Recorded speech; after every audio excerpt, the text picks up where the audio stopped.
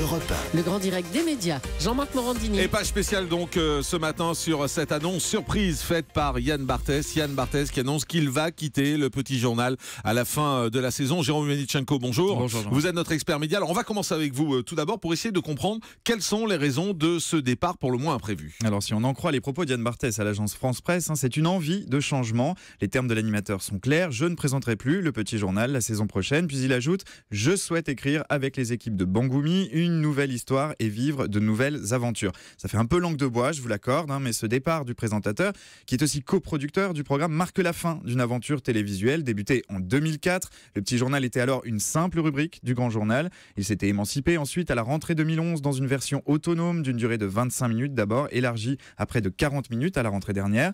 En termes d'audience, il avait connu son heure de gloire en 2013 avec pas moins d'1 800 000 téléspectateurs. Cette saison, le petit journal était en perte de vitesse, autour d'1 200 000 fidèles, une baisse de régime qui résidait essentiellement dans les très mauvais scores de l'émission qui le précède, le grand journal, qui tourne ces dernières semaines autour des 500 000 téléspectateurs.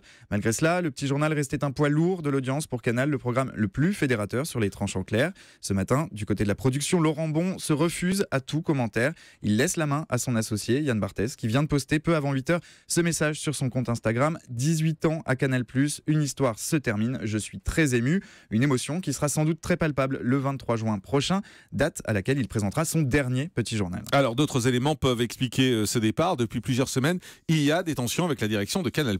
Oui, les raisons secrètes de ce départ de l'animateur, elles résident aussi dans un bras de fer engagé depuis plusieurs semaines avec Bangoumi, la société d'Yann Barthès et de son associé qui coproduit le petit journal et la direction de la chaîne. Depuis sa reprise en main par Vincent Bolloré il y a un an, Canal+ a une ambition principale, réduire les coûts. On l'a vu récemment avec la décision de ne plus envoyer le grand journal sur la croisette pendant le festival de Cannes.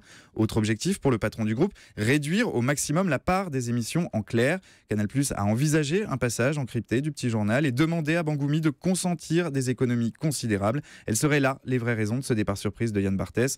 Un départ qui a été communiqué officiellement à la chaîne il y a une quinzaine de jours, mais qui a été rendu public uniquement ce matin. Voilà, il reste à savoir maintenant si le petit journal peut survivre sans Yann Barthès, qui était quand même la figure emblématique de cette émission. Eh bien, figurez-vous que oui, il y a quelques minutes, la direction de la communication de Canal+ a envoyé ce communiqué qui nous apprend que le programme reprendra bien à la rentrée, je cite, dans une formule rénovée. Il faut savoir que techniquement, la marque Petit Journal appartient à Canal+ et pas à la société de production. Ce petit journal New Look qu'on découvrira à la rentrée, pour l'heure, on ne sait pas bien à quoi il devrait ressembler. Sera-t-il diffusé en clair ou en crypté? Retrouverons-nous encore Catherine et Liliane? Qui produira cette nouvelle version?